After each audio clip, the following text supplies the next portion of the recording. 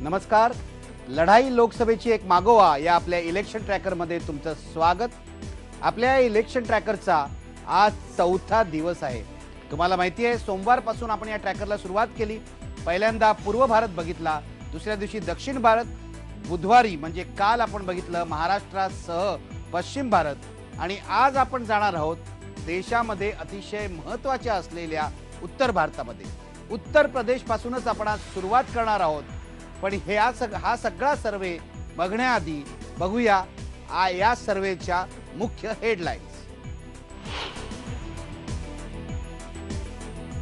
देशातलं सर्वात मोठं राज्य उत्तर प्रदेशात कोण मारणार बाजी? भाजप, सपा, बसपा आणि काँग्रेसमध्ये खरी लढत. दिल्लीचं तख्त कुणाकडे? आप की भाजप? काँग्रेसला किती मिळणार जागा?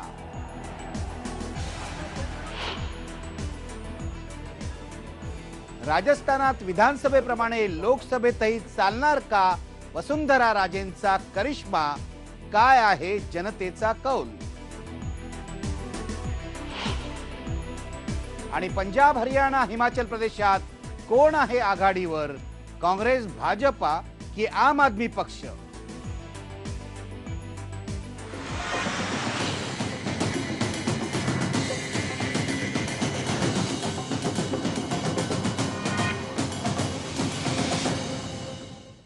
या हेडलाईन्सवरून तुमच्या लक्षात आलं असेल की आपण कोणकोणत्या राज्यात जाणार आहोत. उत्तर प्रदेशापासून मी सुरुवात करणार आहे, त्यानंतर दिल्ली, त्यानंतर राजस्थान, त्यानंतर पंजाब, हरियाणा आणि हिमाचल प्रदेश असा सगळा उत्तर भारताचा दौरा आज आपण करणार आहोत. पण सर्वेच्या दौऱ्याला सुरुवात करण्यापूर्वी बघूया हा निवडणूकपूर्व सर्वे जो आहे तो कसा करण्यात आलाय. पडद्यावर बघा. IBN नेटवर्क आणि centre for the study of developing society या दोघांनी मिळून IBN नेटवर्क आणि द वीकसाठी हा सर्वे केलाय. सर्वेचा कालावधी आहे 18 ते 25 मार्च, म्हणजे अत्यंत ताजा सर्वे आहे. देशभरातल्या 301 मतदारसंघामध्ये हा सर्वे करण्यात आला आणि 20,957 एवढ्या मतदारांनी यात भाग घेतला. या सर्वेचं विश्लेषण करण्यासाठी आपल्या सोबत रोजच्या प्रमाणे आजही आहेत आपले राजकीय विश्लेषक डॉक्टर सुभाष पळशीकर. आपल्या सोबत आहेत ज्येष्ठ पत्रकार कुमार केतकर, ज्येष्ठ पत्रकार अनंत दीक्षित आणि नागपूरहून संघविचारांचे अभ्यासक दिलीप देवधर सुद्धा. मी उत्तर प्रदेशच्या सर्वेला सुरुवात करतोय.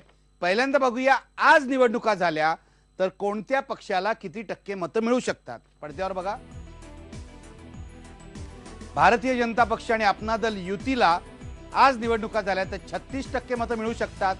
आपल्या फेब्रुवारीतल्या सर्वेत हाच आकडा 36%च होता आणि 2009 ला भारतीय जनता पक्षाला 17.5% मतं मिळाली होती. याचा अर्थ यावेळी ही मतं दुपटीपेक्षा अधिक वाढणार आहेत. पुढे बघूया. समाजवादी पक्षाची मतं 22% आहेत. गेल्या निवडणुकीत ती 23.3% होती. म्हणजे आपली मतं प्रामुख्याने कायम ठेवण्यात या पक्षाला यश आलेलं दिसतंय. बहुजन समाज पक्षाची मतं घटताना दिसत आहेत. 18% आहेत यावेळेला. आपल्या फेब्रुवारीतल्या सर्वे ती 17% होती, पण 2009 मध्ये बहुजन समाज पक्षाला 27.4% मतं मिळाली होती. काँग्रेसची मतंही घटलेली आहेत. 2009च्या निवडणुकीत 21.5 तर आता 16% मतं आहेत. आम आदमी पक्षाची मतं 5% होती गेल्या सर्वेमध्ये, आता ती घटून 3%वर आलेली आहे. इतरांची मतं यावेळी 5% असण्याची शक्यता आहे. पुढे जाऊया. उत्तर प्रदेशात विभागवार चित्र काय आहे हे आपण बघूया. याचा जो तपशील आहे तो मी नंतर डॉक्टर पळशीकरांना सांगायला सांगणार आहे.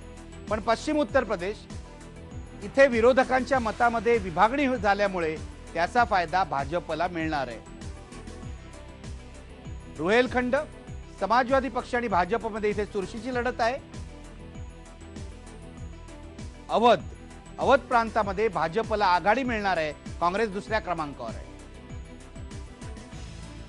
दुआब या विभागामध्ये भाजपला आघाडी मिळणार आहे, सपा दुसऱ्या क्रमांकावर आहे. बुंदेलखंडमध्ये सपा आणि भाजपमध्ये अत्यंत चुरशीची लढत आहे. आणि पूर्वांचलमध्ये भाजपला आघाडी आहे. मुख्य लढत आहे भाजपची सपा आणि बसपाशी.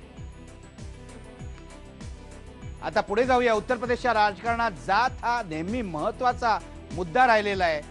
जातीनिहाय मतांची टक्केवारी बघा.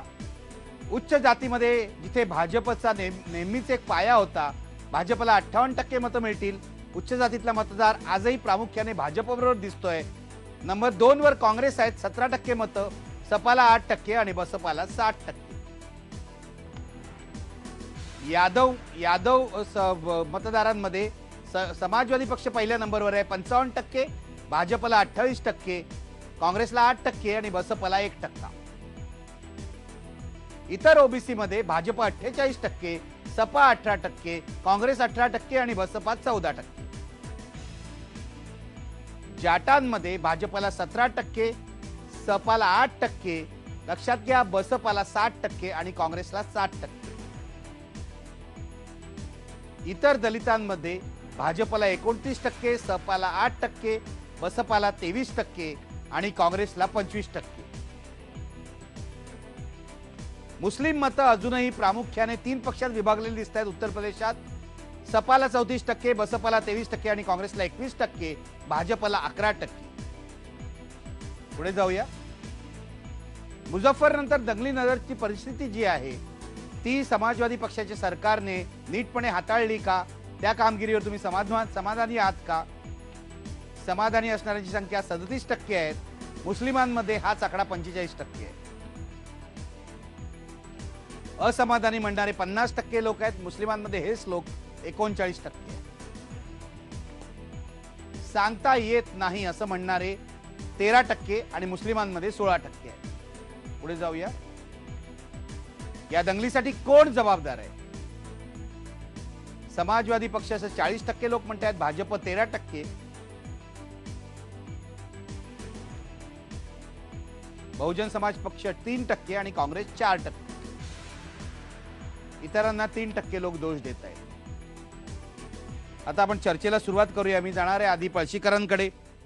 पळशीकर, आपण हा जो सर्वे दाखवतोय त्यामध्ये आपल्या गेल्या सर्वेप्रमाणेच साधारणपणे या सगळ्या टक्केवारीचा मतांच्या ट्रेंड दिसतोय. पण मला सुरुवातीला विचारायचं आहे की उत्तर प्रदेशाचं विभागवार चित्र जे मी दाखवलं, पश्चिम उत्तर प्रदेशापासून पूर्वांचलपर्यंत, त्याचा सर्वसाधारणपणे तुम्ही काय तपशील सांगाल? मुळात आपण एक लक्षात ठेवलं पाहिजे की उत्तर प्रदेश हे इतकं आवाढव्य राज्य आहे की त्यामुळे त्याचे निदान 2 किंवा 3 भाग मानायला पाहिजेत. आपण या सोयीसाठी इथे विश्लेषण करताना त्याचे जास्त भाग मानलेले आहेत. तुम्हाला आठवत असेल की मायावतींनी सुद्धा उत्तर प्रदेशची विभागणी करून 4 नवीन राज्य करावी अशी सूचना केलेली होती.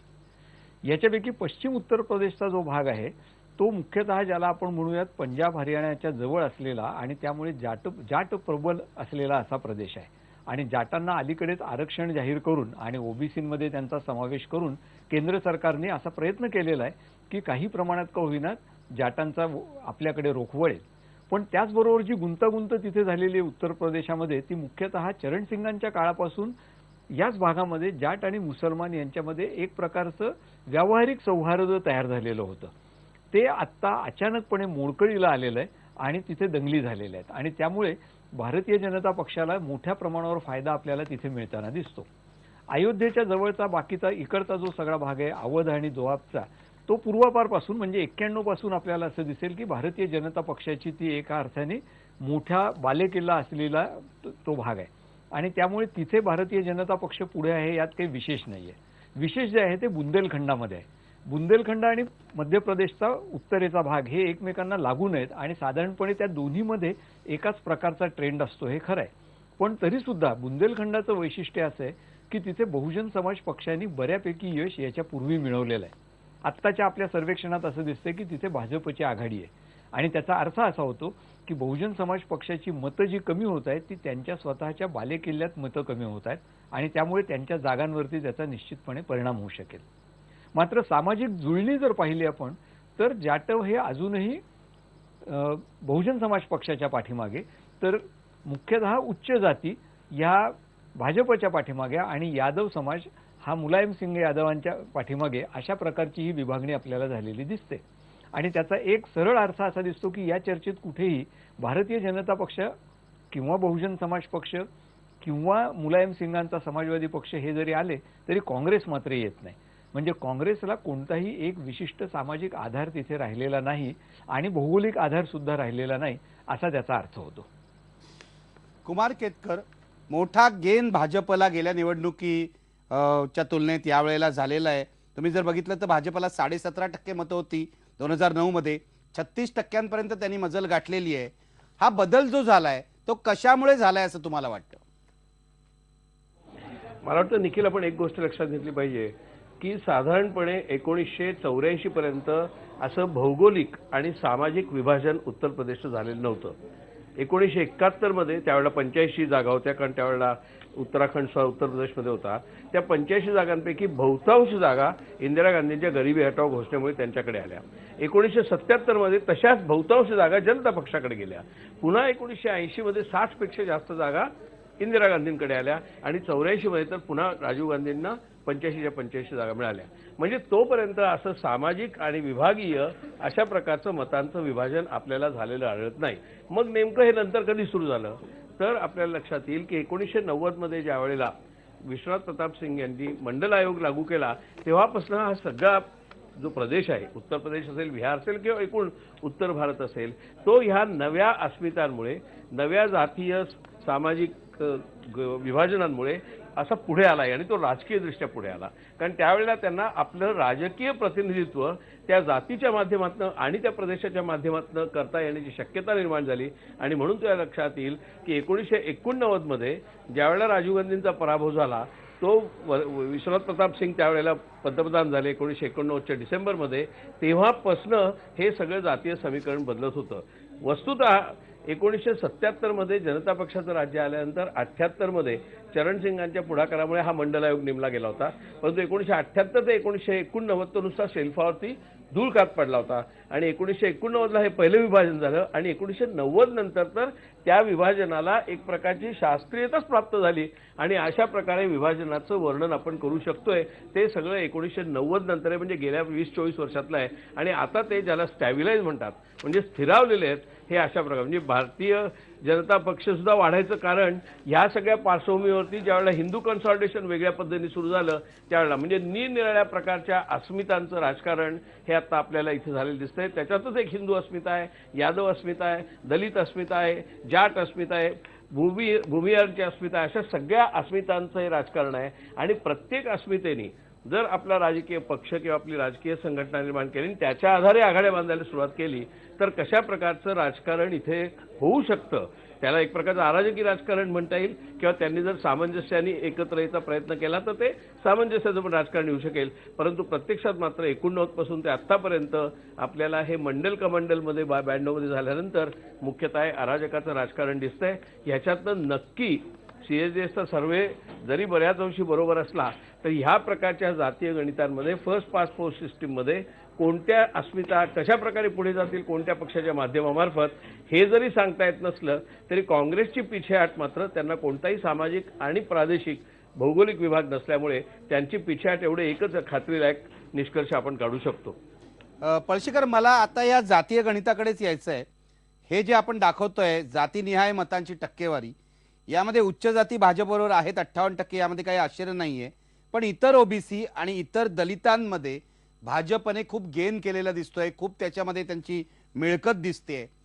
1990च्या काळामध्ये म्हणजे राम जन्मभूमी आंदोलन सुरू झाल्यानंतर ज्या निवडणुका झाल्या त्यामध्ये भाजपने उत्तर प्रदेशात मोठी मजल मारलेली होती. त्यावेळेला जी जातीय समीकरणं झाली ती समीकरणं आणि आत्ताची समीकरणं यामध्ये काही साम्य आहेत किंवा भेद आहेत, काय आहे? मंडल आयोगाच्या संदर्भामध्ये आणि मंडल आणि कमंडल असा नेहमी भेद करून असं म्हटलं जातं की मुख्यतः मंडल आयोगाच्या निमित्ताने उत्तर प्रदेशातल्या ज्यांना अन्य मागास वर्ग असं म्हणतात त्या ओबीसींचा एक राजकीय महत्वाकांक्षा पुढे आणण्याचा प्रयत्न झाला. कल्पना त्याच्या पाठीमागची सैद्धांतिक अशी होती की सगळे ओबीसी जर एकत्र आले तर आणि जर त्याच्याबरोबर त्यांना दलितांनी सहकार्य केलं किंवा ओबीसी आणि दलित यांचं राजकीय सहकार्य झालं तर सामाजिक न्यायाच्या दृष्टीने ज्या मागासलेले वर्ग आहेत, जाती आहेत, त्यांचं राजकारण 1 पाऊल 4 पावलं कदाचित पुढे जाईल. हा झाला सिद्धांत. भारतीय जनता पक्षाने 85-86च्या नंतर हळूहळू सुरुवातीला विश्व हिंदू परिषदेच्या आणि जनजागरण अभियानाच्या मार्फत राम जन्मभूमीचा प्रश्न हाती घेतला. पुढे अडवाणींनी तो हाती घेतला आणि रथयात्रा काढली. त्या रथयात्रेच्या दरम्यान उत्तर प्रदेश आणि उत्तर भारतात एकंदर आपल्याला जे झालेलं दिसतं ते असं की ओबीसी असोत की उच्च जातीचे असोत, सर्व जातींचे लोक हे हिंदू अस्मितेच्या छत्रीखाली एकत्र यायला तयार झाले. आणि त्यामुळे आपल्याला असं दिसेल की 92 साली ज्या वेळेला बाबरी मशिदीचा विध्वंस करण्याचा प्रकार घडला त्यावेळेला प्रत्यक्षात तिचे राज्य कुणाचं होतं तर भारतीय जनता पक्षाचं होतं. आणि त्याचे मुख्यमंत्री हे कल्याण सिंग जे स्वतः मागासलेल्या वर्गांमधून आलेले होते ते होते. याचा अर्थ असा की जोपर्यंत व्हीपी सिंग असतील आणि मंडलवादी गट असतील, हे मंडलवादी गट एकीकडे सैद्धांतिक मांडणी करत बसले होते दलित आणि ओबीसींच्या युनिटीची किंवा ऐक्याची, त्याच वेळेला एकीकडे भारतीय जनता पक्षाने उच्च जाती आणि ओबीसी यांचं ऐक्य घडवून आणलेलं होतं. आणि ते ऐक्य मुख्यतः आपण हिंदू आहोत या भूमिकेतून घडवून आणलेलं होतं. नंतरच्या काळात त्यांना सेटबॅक मिळालेला आहे, पण मला असं वाटतं की मूलतः 90-92च्या दरम्यान भारतीय जनता पक्षाला तिथे जे यश मिळालेलं होतं त्या यशाच्या पाठीमागे जी सामाजिक भूमिका आणि जे सामाजिक एक प्रकारचं घुसळण करण्याचं राजकारण होतं ते अजूनही कायम आहे. याच्यातल्या उच्च जाती ज्या आहेत त्या पूर्वी काँग्रेस पक्षाकडे होत्या आणि ज्यांना आज आपण ओबीसी म्हणतो त्या मात्र विखुरलेल्या होत्या. काही चरणसिंगांच्या मागे होत्या, लोहियावाद्यांच्या मागे होत्या. आणि चरणसिंग हे एका अर्थाने शेतकऱ्यांचे आणि एका अर्थाने जाट आणि ओबीसींचे नेते बनण्याचा सतत त्यांच्या आयुष्यभर प्रयत्न करत होते. चरणसिंगांच्या पश्चात आणि जनता पक्ष मोडल्यानंतर उत्तर प्रदेशात नव्या राजकीय ध्रुवीकरणाला अवसर प्राप्त झाला. त्याची फळं 90च्या दशकामध्ये दिसली आणि ते ध्रुवीकरण म्हणजे उच्च जाती आणि ओबीसी एकत्र येणं, यादव एका बाजूला फेकले जाणं आणि दलितांचं राजकारण स्वतंत्र होणं, अशा 3 दिशांनी उत्तर प्रदेशच्या राजकारणाला 90च्या दशकामध्ये वळण मिळालं. ते आजही कायम आहे असं मला वाटतं. 90चं वळण आजही कायम आहे.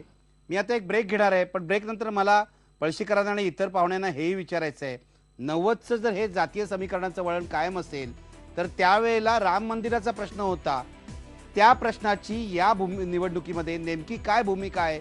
उघडपणे तो प्रश्न आहे की चुपेपणाने आहे?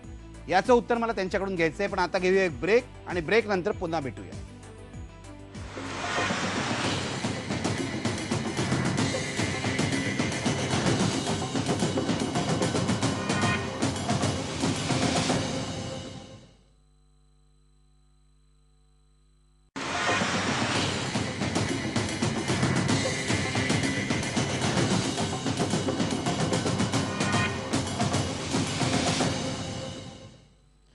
ब्रेक नंतर बघूया उत्तर प्रदेशातला जागांचा अंदाज. आपण मतांची टक्केवारी पाहिली होती त्या आधारे हा अंदाज काढण्यात आलेला आहे. 80 जागा आहेत उत्तर प्रदेशात. भाजपच्या आघाडीला यावेळेला 42 ते 50 जागा मिळू शकतात. पूर्वी त्यांना 2009च्या निवडणुकीमध्ये 10 जागा मिळाल्या होत्या. काँग्रेसला गेल्या निवडणुकीत 26 होत्या, त्या खाली घसरून 4 ते 8 जागा होऊ शकतात. समाजवादी पक्ष 23 होत्या जागा, त्या 11 ते 17 पर्यंत खाली येतील. बसप 20 जागा होत्या, 10 ते 16 पर्यंत खाली येतील. इतरांना 0 ते 2 जागा मिळतील. गेल्या वेळेलाही एकच जागा होती, पण काँग्रेसचं मोठं नुकसान होताना दिसतंय आणि भाजप 42 ते 50 पर्यंत जाऊ शकतोय. मी पुन्हा चर्चेला सुरुवात करतोय. अनंत दीक्षितांपासून सुरुवात करतोय. दीक्षित सर, मगाशी जो मुद्दा आपण चर्चा करत होतो की कशा प्रकारचं जातीय समीकरण तिथे बनलंय, पळशीकरांनी काय उत्तर दिलं तुम्ही ऐकलेलं आहे. यावेळेला नरेंद्र मोदींनी जाणीवपूर्वक उत्तर प्रदेशावर लक्ष केंद्रित केलं आणि तिथे अमित शहाना पाठवलं. अमित शहानी कशा प्रकारची व्यूहरचना केली असं तुम्ही बघताय? मला असं वाटतं की अमित शहानी प्रामुख्याने भाजप विरोधी जे मतदान आहे ते आणखी कसं विभागलं जाईल याचा एक विचार केला आणि त्याप्रमाणे त्यांनी स्ट्रॅटेजी आखली. म्हणजे मोदींच्या संपूर्ण राजकीय आयुष्यामध्ये त्यांनी कधीही स्वतःची जात सांगितलेली नव्हती, पण ते दिल्लीच्या नॅशनल काउन्सिलच्या सभेमध्ये म्हणाले की मी मागासवर्गीयांमध्ये राहिलो. त्याचा एक मोठा परिणाम होऊ शकतो. दुसरी महत्वाची गोष्ट अशी की मगाशी पळशीकरांनी सांगितलं विभागवार चित्र वेगवेगळे दिसत आहे. याच्यामध्ये एक ब्राह्मण वर्गाची बेरीज करण्याची जी स्ट्रॅटेजी त्यांनी आखलेली आहे ती तशी झाली तरच हे यश मिळू शकेल असं वाटतं. तर म्हणण्याचं कारण असं की 12 मे पर्यंत उत्तर प्रदेशचं मतदान आहे, त्याच्यामुळे 6-7 टप्प्यात ही निवडणूक होणार असल्यामुळे चित्र मोठ्या प्रमाणावरती बदलू शकतं. ही जी विभागणी प्रामुख्याने त्यांनी केलेली आहे त्याच्यामध्ये त्यांना मुस्लिमांची मतं 11% पडतात आणि ही मोठी लक्षणीय महत्वाची गोष्ट आहे असं मला वाटतं. जरी समाजवादी पक्षाला आणि काँग्रेसला बसपाला मतं पडत असली तरी समाजवादी पक्ष बसपा आणि भाजप यांच्यातच लढत आहे. काँग्रेस पक्ष इथे कुठेही नाही हे बरोबर आहे, परंतु समाजवादी पक्षाला मुख्यतः अँटी इन्कम्बन्सी फेस करावी लागते. अखिलेश यादव सरकारचे जे काय म्हणजे निवडणुका जाहीर झाल्यानंतर 2 मंत्र्यांना अखिलेश यादवना काढून टाकावं लागलं किंवा ज्या प्रकारचे उमेदवार दिलेले आहेत म्हणजे मायावतींना आपण या सगळ्या विश्लेषणामध्ये किंवा आकडेवारीमध्ये म्हणजे पळशीकरांच्या पाहणीनुसार ते वस्तुनिष्ठ असेल, पण मला स्वतःला असं वाटतं की त्यांना थोडंसं अंडर एस्टिमेट केलेलं आहे. मायावतींनी सुद्धा यावेळेला ब्राह्मणांना, मुस्लिमांना आणि जो परंपरेने त्यांच्याबरोबर राहिलेला समाज आहे दलित समाज अशी ती बेरीज करून त्यांचं गणित मांडण्याचा प्रयत्न केला आहे. आणि सगळ्यात महत्त्वाची गोष्ट म्हणजे उत्तर प्रदेशच्या राजकारणामध्ये जे सर्वात महत्त्वाचं लक्षण आपल्याला दिसतं ते म्हणजे गुन्हेगारी पार्श्वभूमी असलेले उमेदवार हे सर्व पक्षात आहेत आणि नुसतीच गुन्हेगारी पार्श्वभूमी नाही तर अगदी अयोध्येच्या दंगलीमध्ये ज्यांना FIR दाखल झालेला आहे, ज्यांच्यावरती केस सुरू झाले आहेत असे उमेदवार मायावतींच्या पक्षात आहेत, असे उमेदवार समाजवादी पक्षात आहेत किंवा समाजवादी पक्षातल्या लोकांनी दंगल केलेली भाजपमध्ये आहेत. आता ह्याचा कसं गणित मांडलं जाणार हे महत्वाचं आहे. अगदी वाराणसीचं आपण उदाहरण घेऊ. तिथे जर अन्सारी उभे राहिले, त्यांनी घोषणा केलेली आहे मी उभं राहणार आहे म्हणून, अजून काही अर्ज भरलेला नाही, पण तिथे मायावती, समाजवादी पक्ष, अन्सारी आणि काँग्रेस अशी विभागणी होईल. आणि या विभागणीला जास्त जोर लागण्याचं कारण असं की एकीकडे भाजप अतिशय आक्रमकपणानं जाताना दिसत आहे. म्हणजे त्यांनी अमेठीमधून स्मृती इराणीची उमेदवारी जाहीर केली तरी अजून यांची वाराणसीतून उमेदवारी जाहीर व्हायचीच आहे. जसं भाजपचा जाहीरनामा 4 दिवसावर निवडणूक आली तरी त्यांची जाहीरनामा अजून यायचंच आहे. हे जे सगळं चित्र उलट सुलट दिसत आहे, मगाशी पळशीकर म्हणाले ते महत्वाचं आहे की या अजित सिंगांच्या भागामध्ये जाट रिझर्वेशनचा कितपत फायदा होईल तो सगळा खोडून काढण्याचा किंवा तो सगळा नाहीसा काढण्याचा मोठा प्रयत्न केलेला आहे. त्यामुळे ज्यांची नावं मुझफ्फरपूर दंगलीमध्ये घेतली जात होती त्यांना सुद्धा मतदारसंघ बदलावे लागले भाजपच्या नेत्यांना. तो भूपेंद्र सिंग जो आहे तिकडे बिजनौरमध्ये गेलेले आहेत. मुद्दा असा की यावेळेला फार चांगल्या पद्धतीने स्ट्रॅटेजिकली भाजप विरोधी मतांची विभागणी होईल हे बघितलं गेलेलं आहे. दुसरी महत्वाची गोष्ट म्हणजे कधी नव्हे ते मोठ्या प्रमाणावरती संघाची यंत्रणा गावोगावी खेडोपाडी जाऊन काम करते आहे. आणि तिसरी महत्वाची गोष्ट म्हणजे तरुणांच्या मध्ये आणि सोशल मीडियामध्ये फार मोठ्या प्रमाणावरती मोदींचा प्रचार वेगाने सुरू आहे. या उलट काँग्रेस पक्षाला काही दिशा आहे, धोरण आहे, लढतायत असं चित्र दिसत नाही. बरोबर आहे दीक्षित सर. मला कुमार केतकरांना हेच विचारायचं आहे की आपण जातीय समीकरणं जरी 90च्या दशकातली जी आहेत ती पाहत असलो, इथे ओबीसी आणि उच्च जाती यांचं समीकरण भाजपने जमवलेलं असलं तरी भाजपचा असा दावा आहे यावेळी आम्ही हिंदुत्वाचा मुद्दा अजिबात वापरत नाही आहोत. हा दावा केतकर या आपल्या सर्व्हेमध्ये कितपत खरा आहे असं तुम्हाला वाटतं? हिंदुत्वाचा मुद्दा आहे की नाही, का सॉफ्ट हिंदुत्व आहे? हिंदुत्वाचा मुद्दा आहे, उगाच त्याला सॉफ्ट आणि हार्ड असं काही करून वर्णन करायचं कारण नाहीये. फक्त हिंदुत्वाचा मुद्दा प्रकर्षाने ते मांडत नाहीत कारण तो आता प्रस्थापित झालाय. नरेंद्र मोदी हे नाव घेतलं आणि अमित शहा हे नाव घेतलं की 2002चा उल्लेख न करता सुद्धा हिंदुत्वाचा मुद्दा ठासून पुढे मांडता येतो हे लोकांनी ओळखलेलं आहे आणि त्यांनी ओळखलेलं आहे. 1990मध्ये ज्या वेळेला रथयात्रा सुरू झाली त्या रथयात्रा सुरू करण्याच्या पाठीमागची पार्श्वभूमीमुळे मगाच्या मंडलवादाची होती. उत्तर प्रदेशची लोकसंख्या ही जी काही 20 कोटीच्या आसपास आहे, म्हणजे अवघा पाकिस्तान म्हणजे सिंध, पंजाब, बलुचिस्तान आणि NFWP ह्या सगळ्यापेक्षा जास्त लोकसंख्या उत्तर प्रदेशमध्ये आहे. म्हणजे अशा या उत्तर प्रदेशमध्ये की ज्याची लोकसंख्या पाकिस्तानपेक्षा जास्त आहे तिथे हे सामाजिक विभाग आहेत आणि तिथे हे भौगोलिक विभाग आहेत. आता ह्या भौगोलिक विभागांमध्ये सगळ्यांना एकत्र आणण्याचा मुद्दा जर हिंदुत्वाचा होऊ शकला केव्हा, तर ज्या वेळेला त्यांना 1998मध्ये 58 जागा मिळाल्या तेव्हा. म्हणजे बाबरी मस्जिद उद्ध्वस्त झाल्यानंतरच्या 6 वर्षामध्ये जो हंगामा देशभर तयार झाला, हिंदुत्वाचा हंगामा तयार झाला, त्या पार्श्वभूमीवरती त्या 58 जागा मिळाल्या होत्या. परंतु नंतर म्हणजे 2004 पासून त्या पुन्हा विस्कटल्या जाऊ लागल्या. म्हणजेच ते हिंदुत्वाचं बांधलेलं जे काही हिंदुत्वाची बांधलेली जी मोठ होती ती मोठ पुन्हा जातींमध्ये विभागली जाऊ लागली. आणि 2002च्या दंगलीचा मुद्दा जरी बाजूला ठेवला तरी अमित शहा तिथे गेल्यानंतर त्याच्यानंतर मुझफ्फरनगरची दंगल झालेली आहे हे आपण लक्षात ठेवलं पाहिजे. त्याचा संबंध कसा लावायचा हा राजकीय मुद्दा आहे. त्याच्यानंतर पुन्हा हे सगळं 58च्या दिशेने म्हणजे 98 सालच्या 58 जागांच्या दिशेने करण्याचा प्रयत्न भारतीय जनता पक्षाने केलेला आहे. आणि त्यांना हेही माहिती आहे की ह्या प्रकारचं हिंदू कन्सॉलिडेशन करण्याचा प्रयत्न उत्तर प्रदेशमध्ये तात्कालिक पातळीवरती यशस्वी झाला तरी तो पुन्हा जातीय भागांमध्ये विस्कटला जातो हे त्यांनी स्वतः अनुभवलेलं आहे आणि देशाने पण अनुभवलेलं आहे.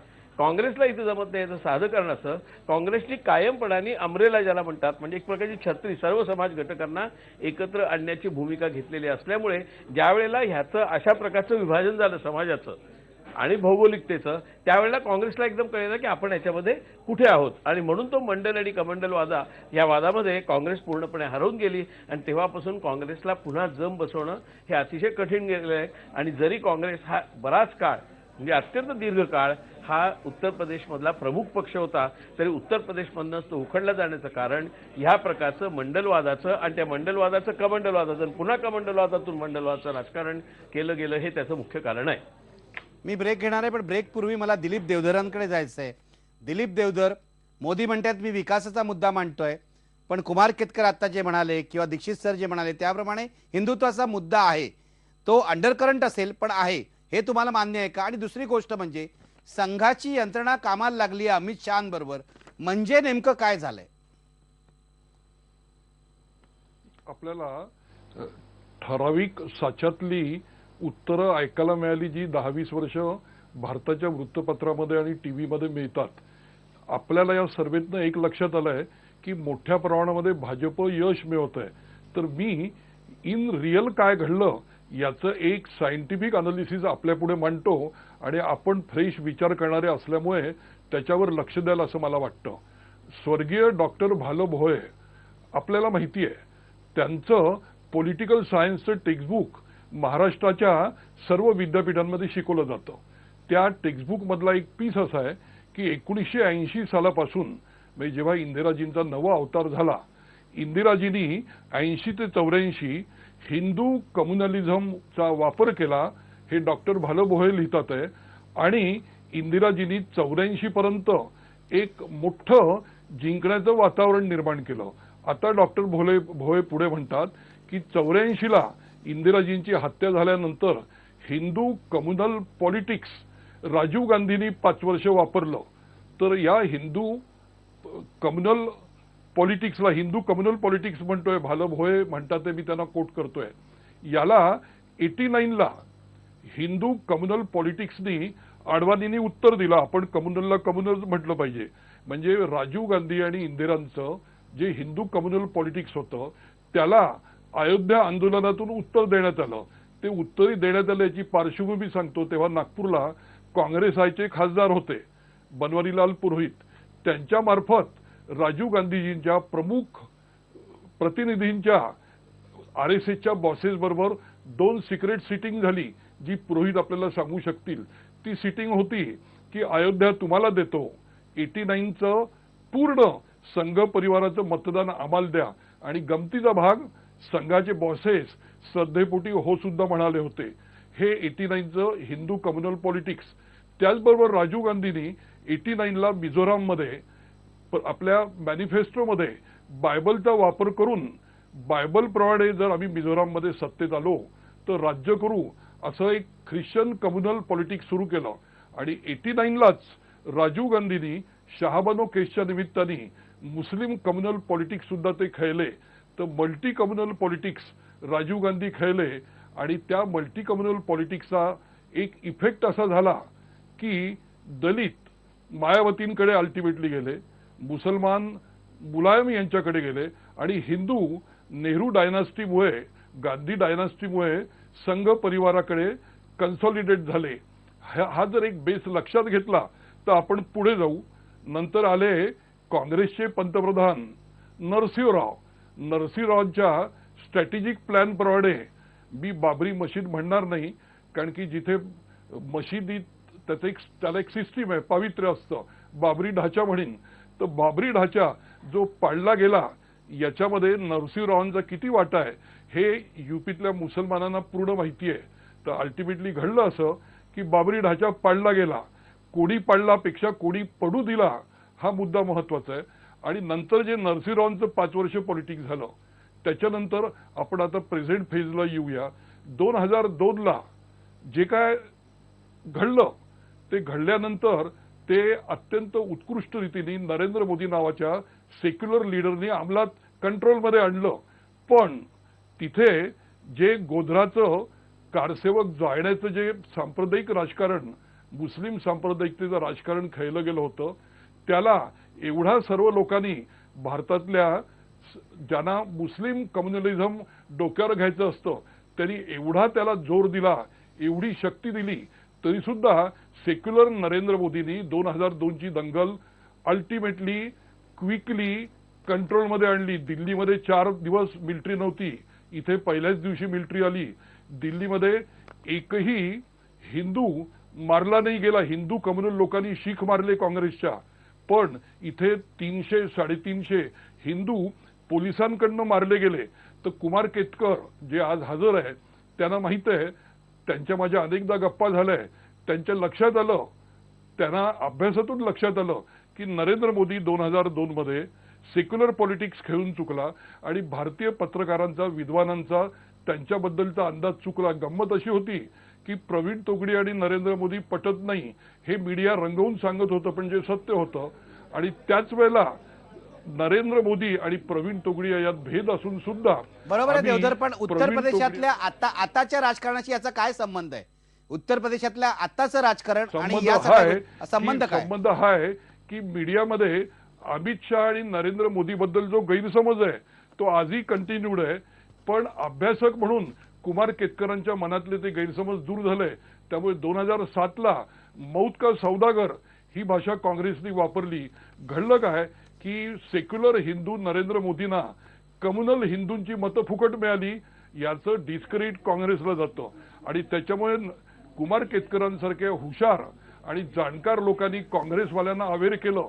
त्यामुळे 2012 ऑनवर्ड आज नरेंद्र मोदींना हिंदू कम्युनलची लेबल लावली जात नाहीये. त्यामुळे नरेंद्र मोदी आज हिंदू कम्युनल आयकॉन म्हणून समोर येत नाहीये. पण आधीचा प्रचार त्यांना ती इमेज देत असल्यामुळे फुकट कन्सॉलिडेशन होतंय. 2002 पासून एक बिझनेस अप्रोचचा विकासाचं राजकारण करणारा नरेंद्र मोदी जेव्हा युपीचा इन्चार्ज होतो तर इतर लोकांनीच रामाचं नाव घेतलंय, इतर लोकांनी सर्व केलंय. पण अमित शहानी ना हिंदुत्व उच्चारलं, ना हिंदू शब्द उच्चारला, ना हिंदू राजकारण केलं. पण कुमार केतकर म्हणाले ते खरं आहे की उरलेल्यांच्या सवयी कुत्र्याचं शेपूट तसंच राहील. ते आजही हिंदू कम्युनल म्हणून यांना ठोकत बसतात. त्यामुळे होतं काय की फुकट हिंदूंची मतं हिंदू कम्युनल राजकारण न घेता भाजपला मिळतात. डेव्हलपमेंटल फोर्समुळे नरेंद्र मोदी नवीन मायलेज घेतात. दीक्षितांसारख्या हुशार अभ्यासू संपादकांनी आपल्याला सांगितलं की हायटेकचा जमाना आलाय आणि संघ परिवार त्याचा वापर करतोय. म्हणजे नरेंद्र मोदी ज्ञानयुगीन झाले, हायटेकचे झाले, हिंदुत्व झोडपण्यासाठी अपोजिशन वापरतात. आणि आज मुस्लिम कम्युनलिझमचं नेतृत्व तिघांमध्ये वाटलं गेलंय, मुलायम, काँग्रेस, मायावती. आता एक चौथा प्लेअर आलाय मुस्लिम कम्युनलिझम खेळणारा, त्याचं नाव आहे आप. त्यामुळे मुस्लिम कम्युनल फोर्स डिव्हाइड झाले, त्याचा आपोआप फुकट फायदा नरेंद्र मोदी आणि भाजपला मिळतोय. ठीक आहे देवधर, तुमचं जे संपूर्ण जे हे सगळं विवेचन आहे हे अत्यंत वादग्रस्त आहे. मी पुढच्या सेगमेंटमध्ये आपल्या इतर 3 तज्ज्ञांकडे जाणार आहे आणि त्यांना याविषयीचं त्यांचं मत विचारणार आहे. ब्रेक घेऊया आणि या वादग्रस्त विधानावरच्या प्रतिक्रिया बघूया ब्रेक नंतर.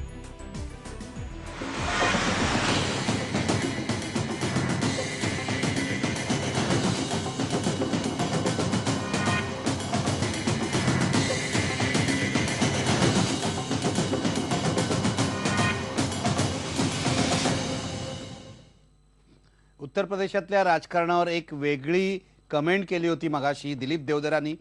मी कुमार केतकरांपासून सुरुवात करणार आहे. कुमार केतकर, दिलीप देवधरांनी काय म्हटलंय तुम्ही ऐकलेलं आहे. ते असं म्हणतात की सेक्युलर पत्रकार चूक करतायत मोदींकडे पाहण्याच्या विषयामध्ये. तुमचं काय मत आहे त्यांच्या सगळ्या विवेचनावर? आता गंमत अशी आहे की त्यांनी सेक्युलर या शब्दाची व्याख्या इतकी बदलून टाकली आहे. एका बाजूने ते सेक्युलर पत्रकार म्हणून मला आणि काही इतरांना संबोधतायत आणि त्याच वेळेला ते खरे सेक्युलर नरेंद्र मोदी आहेत असंही म्हणतायत. म्हणजे मग नरेंद्र मोदी आणि मी एकाच पक्षाचे झालो, तर आम्ही अजिबात एका पक्षाचे नाही. मी नरेंद्र मोदींना फॅसिस्ट म्हणतो आणि हिंदू फॅसिस्ट म्हणतो आणि ते त्यांना सेक्युलर म्हणतात. म्हणजे आमचा त्यांच्याकडे बघण्याचा दृष्टिकोनच पूर्णपणे वेगळा आहे. नरेंद्र मोदींचा नाही तर त्यांच्या विचारसरणीचा, 2002च्या घटनांचा आणि त्याच्या अगोदर 1992. त्याच्यापेक्षा दुसरा मुद्दा असा की त्यांनी असं म्हटलं की ह्या सेक्युलर पत्रकारांच्या टीकेमुळे हिंदू कन्सॉलिडेशन व्हायला मदत झाली. मग तशी जर मदत झाली असेल तर 1998-99 मध्ये ज्या 58 जागा होत्या त्यानंतर एकदम 10 पर्यंत कशा गेल्या? त्या आत्तापर्यंत त्या 10 जागांपर्यंतच ते लढत राहिलेले होते आणि त्याच्यानंतर जवळजवळ 14 आणि 2 16 वर्षांनी त्यांना परत आता 50च्या आसपास जागा मिळतील असं CSDS सर्वे म्हणतो. याचा अर्थ त्यांचं पहिलं तर्कशास्त्र तरी चूक आहे किंवा दुसरं तर्कशास्त्र तरी चूक आहे, कारण ते हिंदू कन्सॉलिडेशन 98 ते आता 2014 ह्या काळात पुन्हा झालेलं आपण पाहिलेलं नाही. दुसरी गोष्ट त्यांनी अशी सांगितली की शहाबानो 89 झाली ती त्यांचं कालविपर्यासाची चूक आहे. शहाबानोच्या खटल्याचा जो काही झालं प्रकरण झालं ते 1986चं आहे आणि त्याच्यानंतर 2 वर्षांनी त्या अयोध्येचं ते कुलूप जे होतं ते उघडण्याचा निर्णय झाला. त्याचा संदर्भ त्यांनी त्याशी जोडला. पण कालविपर्यास हा त्यांच्याकडनं अनभिज्ञतेत झालेला नाही, कारण कालविपर्यास करणं आणि कालविपर्यासाच्या किंवा अशा मुद्द्यांच्या बांधणं बुद्धिभेद करणं हे एक शास्त्र राष्ट्रीय स्वयंसेवक संघाने विकसित केलेलं आहे. त्याप्रमाणे त्यांनी केलं आणि त्याप्रमाणे त्यांनी काँग्रेसवाल्यांनाही सेक्युलर म्हटलं, मलाही सेक्युलर म्हटलं आणि त्यांनी एक नवीन टर्म इंट्रोड्यूस केली. म्हणजे काँग्रेस काय आहे तर मल्टी कम्युनल पार्टी आहे, म्हणजे मल्टी रिलिजियस फंडामेंटलिस्ट पार्टी ना. म्हणजे आतापर्यंत ते त्यांना स्युडो सेक्युलर म्हणायचे. आता संपूर्ण त्यांच्या निवेदनात त्यांनी एकदाही स्युडो सेक्युलर शब्द वापरला नाही, कारण त्यांनी जर काँग्रेसवाल्यांनी स्युडो सेक्युलर म्हटलं तर मग आता नरेंद्र मोदीला सेक्युलर कसं म्हणणार ही त्यांची अडचण असेल. म्हणून त्यांनी स्युडो सेक्युलर शब्द गाळून मल्टी कम्युनल पक्ष अशा प्रकारची मांडणी केली आणि मोदींना मग सेक्युलर म्हणणं आपल्या सोयीनुसार घडवून आणलं. ही सगळी चर्चा त्यांच्या केवळ बुद्धिभेदाला उत्तर देण्यासाठी केली, नाहीतर वस्तुतः त्याच्यामध्ये आत्ताच्या CSDSच्या सर्व्हेच्या बद्दलच्या मापनाचं त्यांनी काहीही विधान केलं नाही. मुख्यतः त्यांनी हे करायला हवं होतं की जर हिंदू कन्सॉलिडेशन झालं होतं तर परत ते जातीत का विभागलं गेलं आणि आता जर ते जातीतनं पुन्हा हिंदू कन्सॉलिडेशन झालं असेल तर पुन्हा ते जातीमध्ये विभागलं जाईल का?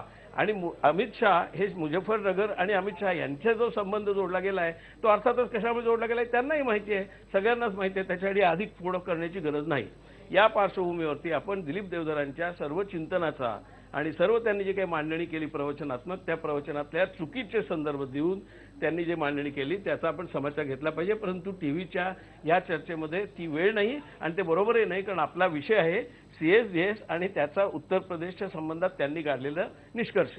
त्या निष्कर्षांमध्ये आपल्याला असं आत्ता दिसतंय की ह्या 3 विभागांमध्ये मुख्यतः या जाती विभागलेल्या गेलेल्या आहेत. काँग्रेसला त्यांना तिथे काही स्थान नाही. याचं कारण मी महेश सांगितलं, Congress is an umbrella party. ते कोणत्याही जातीच्या, कोणत्याही विभागाच्या, कोणत्याही भूगोलाच्या किंवा कोणत्याही भाषेच्या समूहांना एकत्र करून राजकारण त्यांनी आतापर्यंत केलेलं नाही. त्यांचं राजकारण हे गांधीवादी, नेहरूवादी आणि डॉक्टर आंबेडकरवादी असल्यामुळे ते रिपब्लिक म्हणजे प्रजासत्ताकाचं राजकारण करतात, लोकशाहीचं राजकारण करतात, सर्वसमावेशकचं राजकारण करतात आणि मिझोराममध्ये ख्रिश्चन, अजून कुठे हिंदू, अजून कुठे मुस्लिम अशा प्रकारचं विभागणी करणारं राजकारण करत नाहीत. राष्ट्रीय स्वयंसेवक संघाने एकदा असा प्रस्ताव दिला होता की जम्मू अँड काश्मीर हे जे राज्य आहे हे 3 भागामध्ये विभाजन करावं. म्हणजे आत्ताच त्यांनी सांगितलेलं होतं. म्हणजे त्यांनी फाळणीला सुरुवातच केली होती. श्रीनगर व्हॅली मुस्लिम, लडाख बुद्धिस्ट आणि जम्मू हिंदू असे त्या राज्याची विभागणी करावी अशी RSSची मांडणी होती. यावरून RSSला किती पुन्हा एकदा देशाची फाळणी करायची इच्छा झालेली उन्मळून येते सारख्या त्यांच्या मनामध्ये हे दिसून येतं. मला असं वाटतं की उत्तर प्रदेशच्या राजकारणामध्ये कदाचित त्याची बीजं सापडतील. तो धोका ओळखून मतदारांनी मतदान केलं पाहिजे आणि आपण तिथलं राजकारण समजून घेतलं पाहिजे, कारण आत्ता देशाला नेमका तोच धोका आहे आपल्या देशाच्या विभाजनाचा. ठीक आहे, केतकर म्हणतात त्याप्रमाणे या विषयावर सविस्तर चर्चा होऊ शकते. मला माहिती आहे दिलीप देवधर तुम्हाला बोलायचं आहे, पण मी पुन्हा सर्वेकडे येतोय कारण तेवढा वेळ मला नाहीये.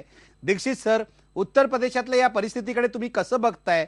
परिस्थिती भाजपला अनुकूल करण्यासाठी नरेंद्र मोदी आणि अमित शहानी जे मार्ग वापरले, काही चर्चा आपण केलेली आहे, त्या मार्गामध्ये विविध स्तर दिसतात. ते स्तर तुम्ही कसे पाहताय? मला मुख्यतः असं वाटतं की अमित शहांना तिथे नेल्याबरोबर पहिल्या महिन्या 15 दिवसामध्ये त्यांनी अयोध्येचा आणि त्या वादग्रस्त जागेचा जो काही आढावा घेतला आणि त्याची जी काही विधानं केली होती त्याच्यातून एक ठिणगी पडली. मुझफ्फरनगरच्या दंगलीमध्ये जवळपास 52 लोकांना मृत्यू आला. त्यातले 47 किंवा 46 लोक हे मुस्लिम होते.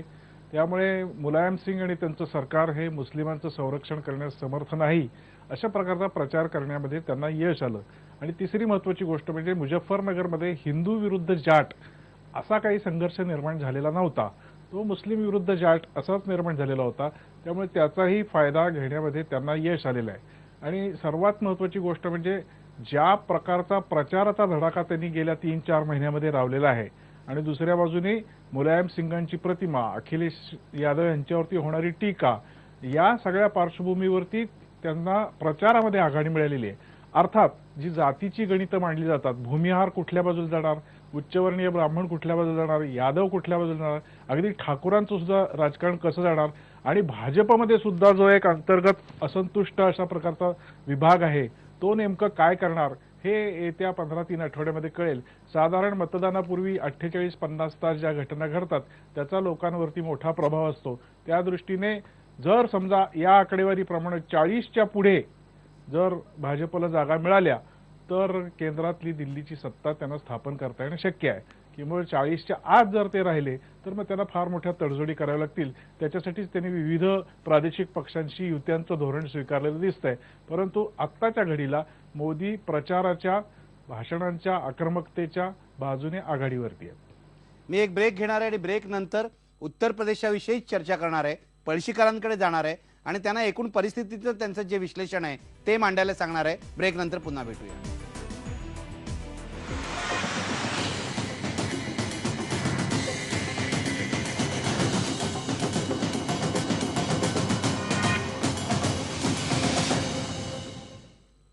उत्तर प्रदेशच्या या सगळ्या सर्वेच्या विश्लेषणाच्या शेवटी मी पळशीकरांकडे जाणार आहे. पळशीकर, या आपल्या मतांच्या टक्केवारीमध्ये भारतीय जनता पक्षाने जी मतं खेचलेली आहेत त्यापैकी सर्वाधिक मतं ही बहुजन समाज पक्ष आणि काँग्रेस RLD युतीकडून खेचलेली दिसत आहेत. एक तर याचं कारण काय आहे आणि एकूण जी परिस्थिती, राजकीय परिस्थिती तिथे आहे, इथे कोणकोणते मुद्दे महत्त्वाचे ठरत आहेत?